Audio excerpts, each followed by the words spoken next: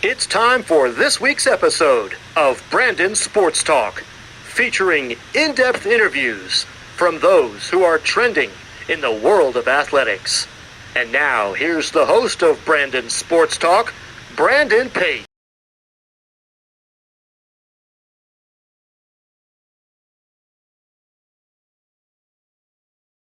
Welcome back to Brandon Sports Talk. In today's episode, I had the privilege to interview the Southern Utah's Associate Gymnastics Coach, Coach Jamie Wysong. How are you doing today? Good, thank you. How are you? I'm doing good.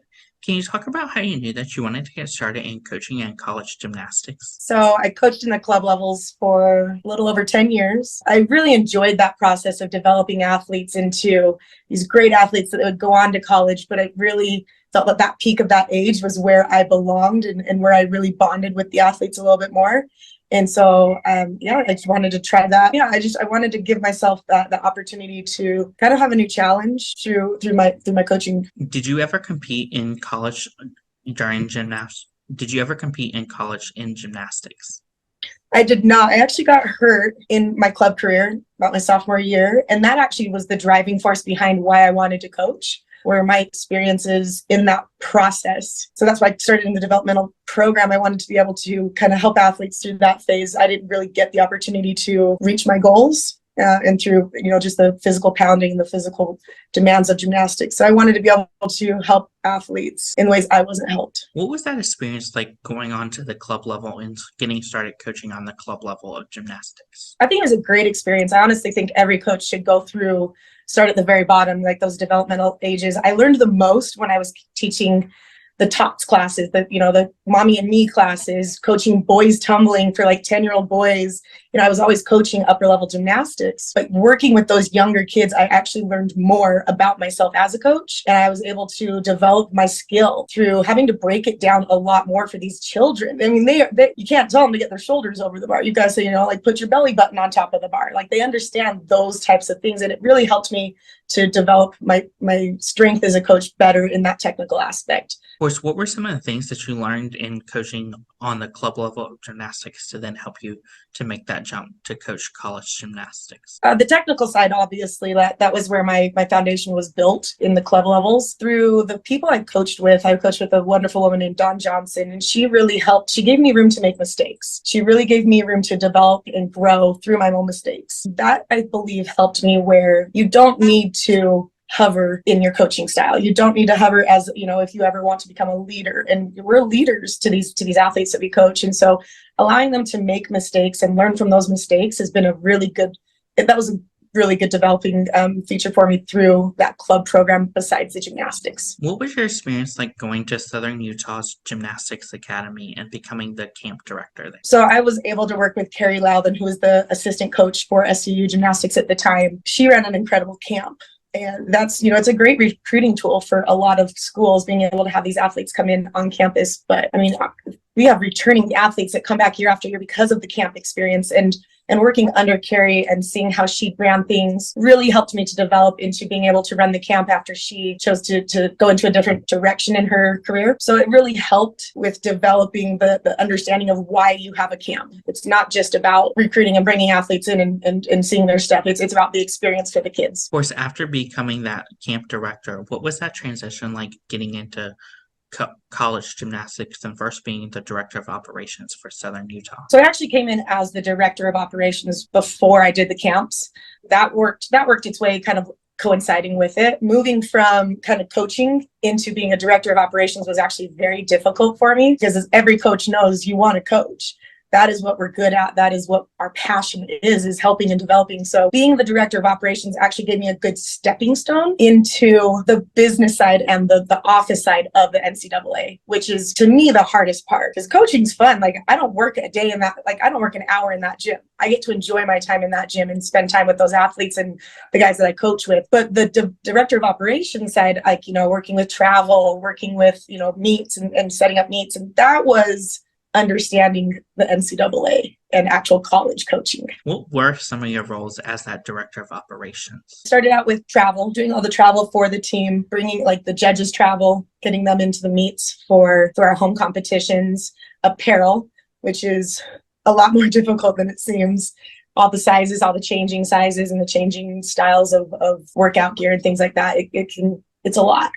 So I started out with all of those aspects, and then it just transitioned into more like cutting with, like I cut the floor music. We engineered all that floor music and just adding small responsibilities like that throughout. What was that transition like, going from being director of ops to then becoming the assistant coach? That was the easiest transition in the world because I already had a great foundation with the team, with the coaching staff. And now I got to coach again. So I was working so much in the office and stuff. And now you get to add on the passion part of it, and being able to do that again was just, that was the icing, the cherry on top. During the 2017 season, what was that experience like, getting to coach that successful gymnastics season? That 2017 they were special. I mean, we had two of our strongest ever recruiting classes in there. We had our seniors and our sophomores. Our seniors and our freshmen. And I had a really special bond with those seniors. A lot of them had come in at the same time I had come in, getting to see all 5 years for some of them. Some of them were 5th years, and being able to go through that with them. And then the freshmen, I actually had 3 athletes who came with me, like I coached them in club, and then I got to experience coaching them in college. And so that was a really cool experience, having those guys. And just some teams are really easy to coach, and some teams have more,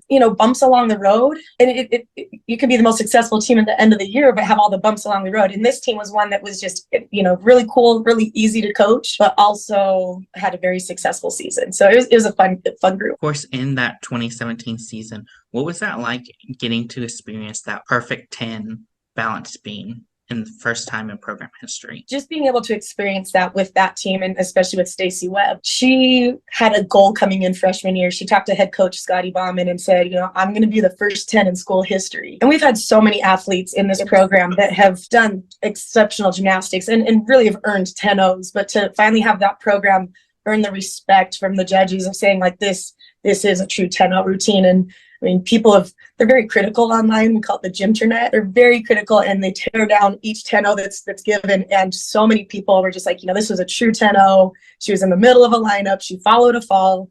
And I remember our talk right before she got up on the beam, because we did have a fall right in front of her. And I just got her to breathe. And I said, I don't need anything special. I just need you to get up and do a routine. When you take that perfectionism out of a gymnast's mind and they just get up and do what they know how to do, their gymnastics is phenomenal. But when they get up and try to be perfect, they start to make those little errors. So getting to experience that with her and the whole team, the atmosphere, it was awesome.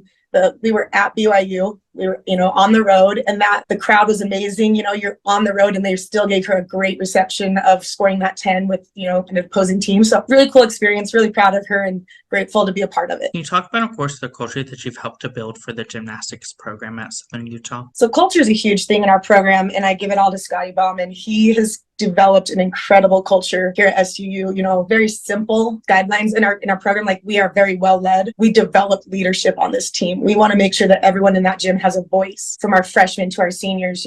A lot of programs will kind of like freshmen are like the grunts, and you have to carry the board at the meets and you have to do all the hard work stuff. And that's actually something that our seniors and our leaders honored. Like, I carry the board. I'm the one that's going to do all these things. And that to me is just it's a great thing to come into as a freshman. You don't feel like you're, bottom of the barrel from the very beginning. Everyone has an equal voice in that gym, and it's an incredible thing. So I've been able to learn from him. I didn't develop anything. I'm continuing to help with it, but Scotty Bauman has created the most incredible culture and love for a program. This community supports our program.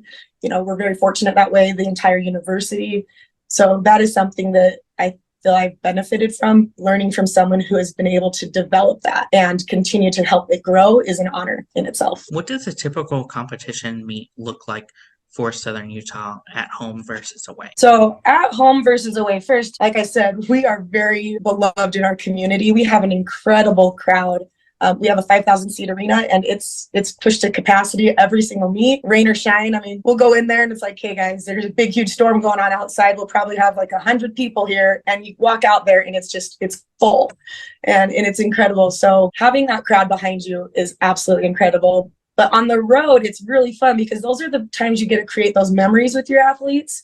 Where things are going wrong on the road, or the bus driver, or any of these like weird things that you might have happen. So on the road, we joke around. We basically just eat the whole time. Like, it's wake up, have breakfast, study, get lunch, walk around, grab a little food before the meet, have the meet, get dinner. Like we joke around that all we do on the road is eat. And then at home, like our girls, we compete on Fridays. They have a normal day. They go into school, they go to treatments, and then it's just another day in the gym for them. So different in those aspects. At the same time, it's gymnastics. We're just there to do our job. Like, it's not our job. We're just there to play gymnastics is what I like to say. Just kind of go out there and enjoy it. Of course, how long does a typical gymnastics meet look like? This is something that Scotty's also very good at that I agree with 100%.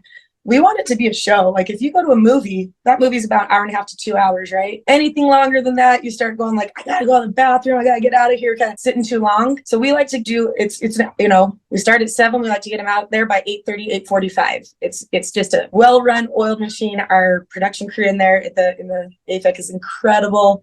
They keep it down to a T, and we want our crowd to enjoy it, but we don't want it to drag on. Like, I feel like some sports you got like penalty times and, you can have like timeout. Yeah, we don't have any of that stuff. It's you get in, you march in, and it's like a 4-minute warm up and you're going. Of course, during these gymnastics meets, who are some of the teams that you may compete against? So we have a great area where Utah has 4 very competitive NCAA Division I gymnastics teams with ourselves, the University of Utah, Brigham Young University, and Utah State University. We've been in the same conference with BYU, Utah State, and Boise State for the last, I can't even count the years. And so it's really, we've got a good area. We're close to Arizona, so we've got ASU and U of A, close to UCLA. So we have a lot of these teams that are really close by, but we also recruit throughout the nation. So we like to pop back east occasionally so that our East Coast families have a little bit of a shorter travel to come see their daughters compete. So we like to get out east as much as we can, but we really like stick to that kind of West Coast corridor area. It's really easy. You've got a lot of good gymnastics out here. What is that like, obviously getting to compete against some of those teams like Utah,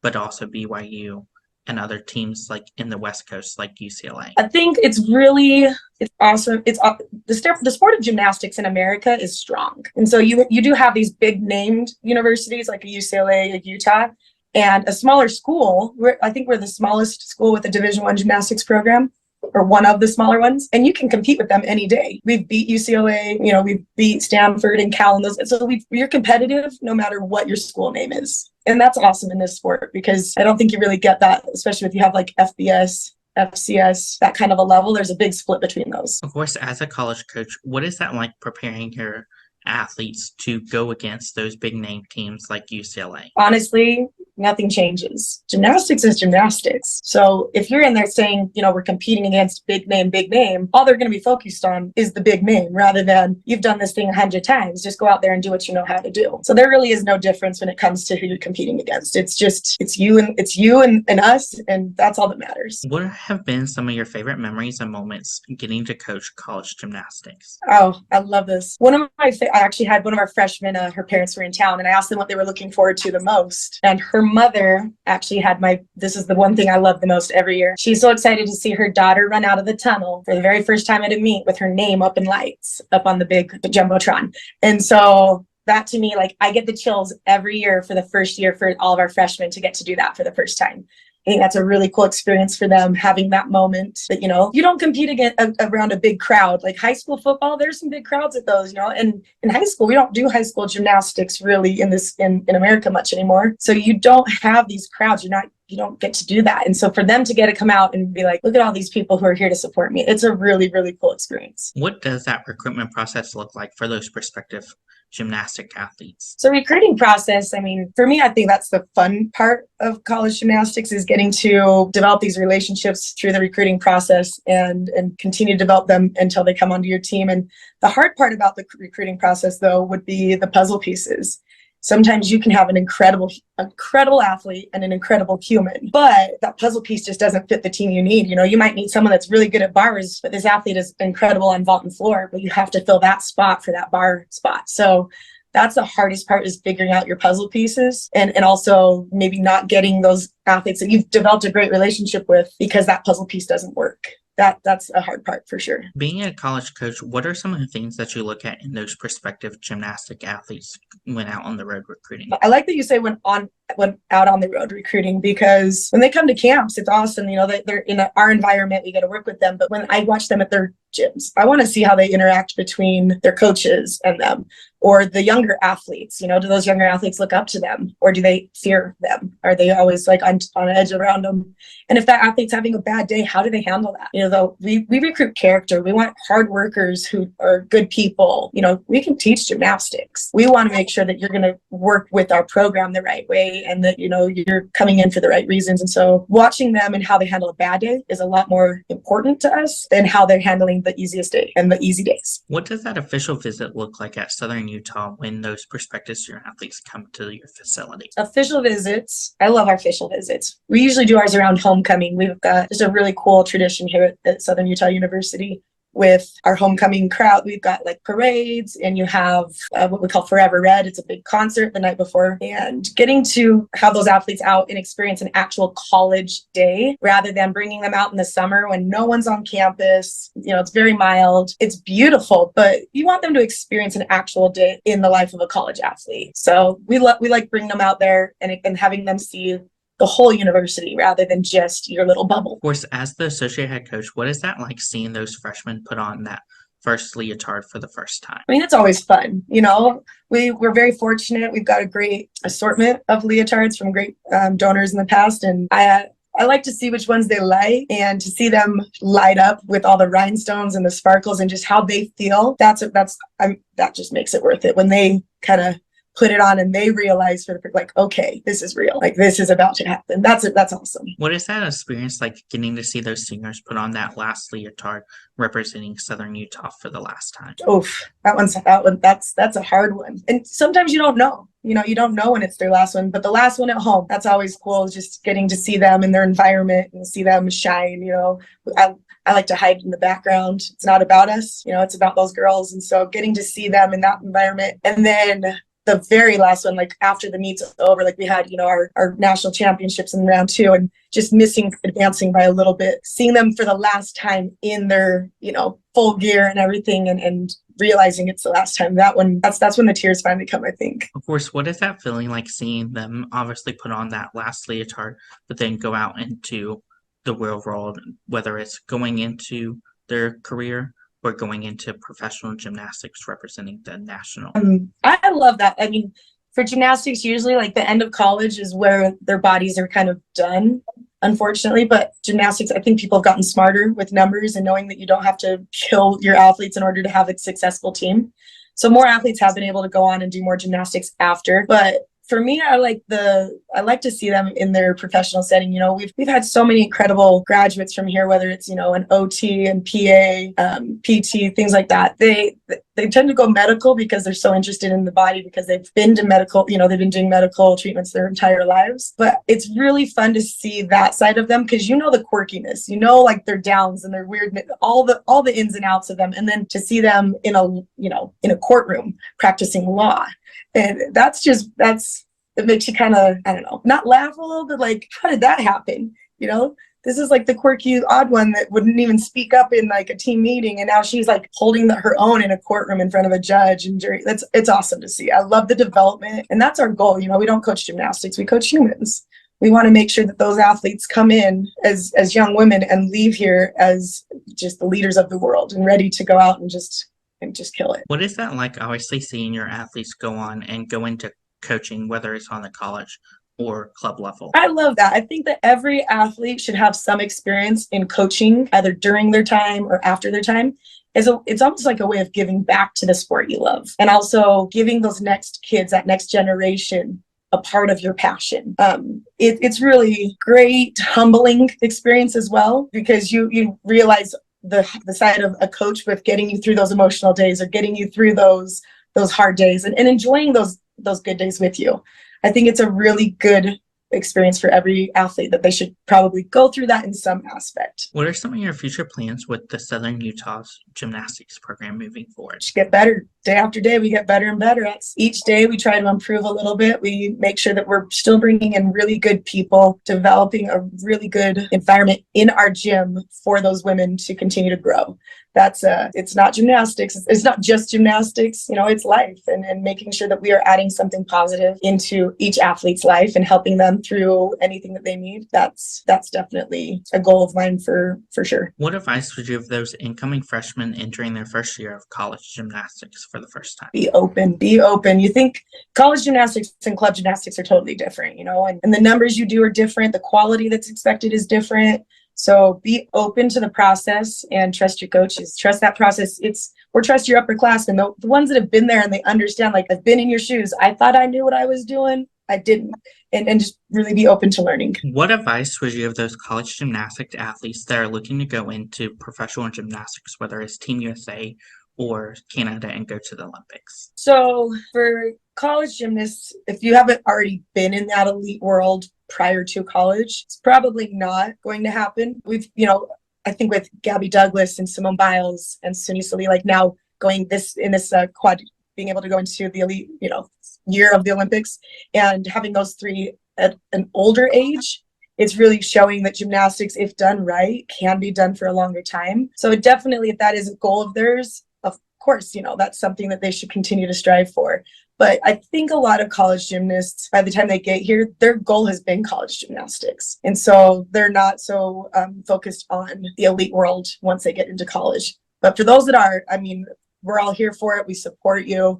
And any goal that an athlete has, I think is important to follow. What advice would you give those college athletes that are looking to go into coaching college gymnastics after their collegiate career ends? I think it's great. We've got quite a few athletes that have kind of delved into that world of it. Be ready to work for sure. Like, it's long hours and stuff, but the return is definitely worth it.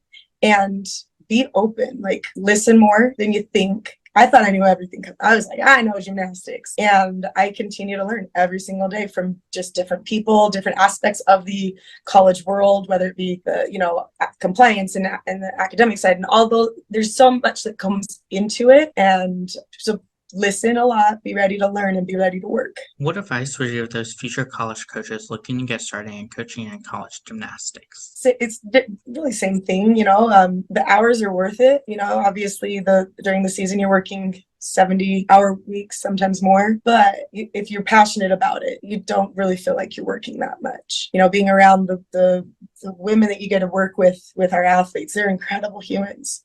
Just like they are the cream of the crop. They are the hardest working people I've ever been around, and getting to help them develop into the next step of their lives. The hours don't really seem like they're long days, but short years. That's a really good way of saying it, where, can't believe I've been here for almost 12, 13 years. It just doesn't seem like it. It seems like I just got here this year, so each year it just seems so fast, but those days, they do seem long, but it's definitely worth it. That's great advice. What advice would you give those people such as yourself that started from the program as a director of ops to now becoming an associate head coach or even an assistant coach? I feel like it's important to kind of be in every aspect of it. If you're going to work for a head coach, I would recommend see how they treat those that are under them. I think it's really amazing. So we won our conference championship this year, and the people that get those rings and stuff, our custodian is getting a ring. That person is probably one of the most important people in our program. He has so much pride in what he does and takes care of our facility so amazingly.